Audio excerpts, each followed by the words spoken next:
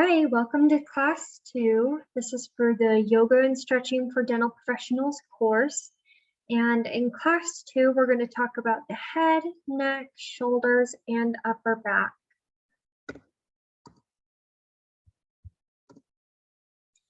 All right, so starting with some ergonomics for these areas. One place that a lot of dental professionals experience pain is their shoulders. And two things that are often seen are people raising their shoulders.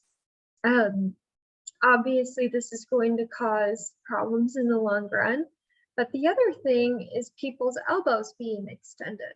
As you can see in pictures C and E, we want to make sure that our elbows are pretty close to our body most of the time. They shouldn't be out very far, if at all. And we want to make sure that our shoulders are relaxed and lowered. Your arms, let's see, your elbows should also be at a 90-degree angle. If you look in picture A, you can see their arm to their elbow is a 90-degree angle.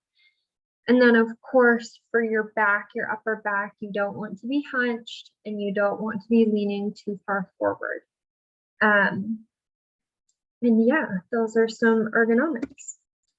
So we talked about this last time, and I do just want to stress the importance of exercise again.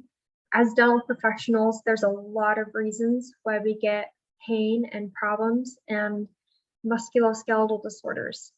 This is because of repetitive movements or prolonged still or static postures, awkward positioning, poor lighting, bad instruments, sometimes mental stress. We're just too busy our schedule's too crammed that we don't get to take care of ourselves.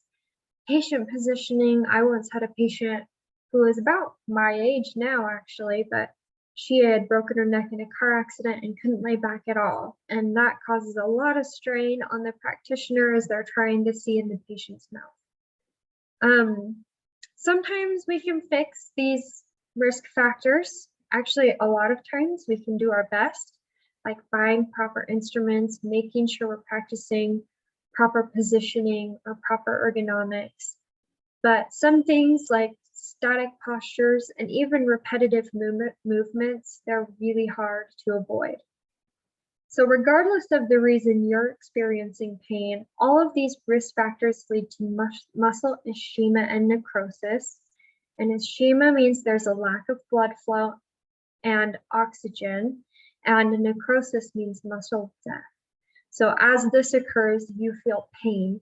And as you continue to work through the pain, this cycle just continues until you develop disorders. This course specifically, the Yoga for Dental Professionals course, stops ischemia and necrosis by stretching areas that specifically experience these things and increasing blood flow and oxygen to the area. And this will hopefully stimulate healing. So moving on to a couple of the exercises we just performed in the physical activity section. This pose is really interesting. Dr. Bethany Valachi, I'm sure I've said this before, but she is a physical therapist, and she specifically studies dental professionals and how to help them heal and reduce the amount of pain and disorders they develop. So this stretch is one of her famous ones, and it's called the untwister.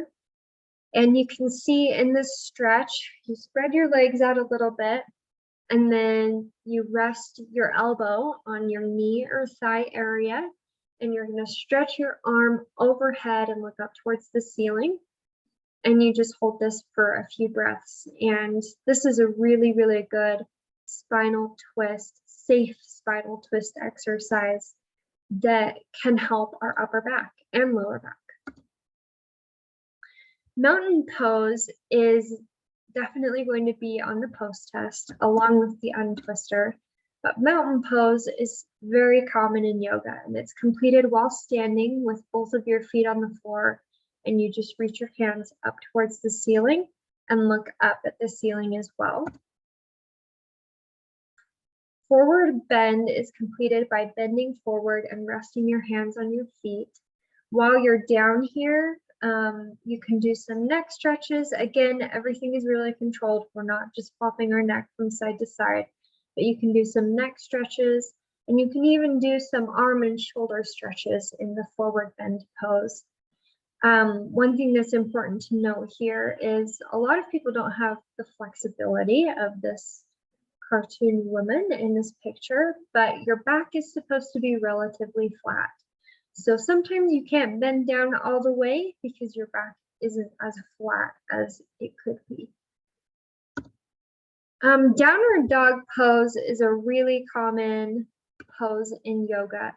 And this is completed by putting your hands on the floor, shoulder width apart, your feet on the floor, hip width apart, and reaching your tailbone up towards the ceiling and the crown of your head down towards the floor. And this pose has a lot of benefits, but as far as this class, it's very beneficial to the spine. Some people in this downward dog position struggle with their hands being at a 90-degree angle and the pressure that they put on them. So this is a downward dog variation. One of the variations is you can use a chair, and this kind of reduces the amount of pressure that's on your hands and your wrists. And the other one that I really like is using some kind of a triangular block, or I've seen people roll up their yoga mat and use that to keep their hands from being at that 90-degree angle, or they grab a towel or just some other kind of prop that can keep your wrists elevated, kind of more in that triangular look. These variations right here using a prop, and for some of them using a chair, can be done with a lot of yoga poses that are involving the hands and involving putting a lot of pressure on your hands. If you remember in our courses so far, we've done cat-cow poses where we extend and flex our back and our head. And that one can also be a little painful if you have wrist pain. So using some kind of prop can also help in those positions. Cobra pose is completed by laying on the floor and then pushing yourself up using your hands, extending your back and your neck and looking upward. This position is really good for the back and the neck. Again though, if you have back pain, this is a variation that you can do at home. It's called Sphinx pose, but it's kind of the easier version of Cobra pose, and you can use your entire forearm and your hand to support yourself. Another variation that I've had to do is sometimes my wrists hurt in this position. So you can put your fingers like this on the floor, and if you have a lot of finger strength, you're going to be able to hold yourself up and not have your wrist at that 90-degree angle. Another one that's not as good, but that you can do is using fists. So placing your fists on the floor, at least to help you get in positions till you're able to more evenly distribute your weight. That's a really good way to minimize wrist pain. So anyway, those are some variations and some poses we went over today. And that's it for class 2. Thank you for participating.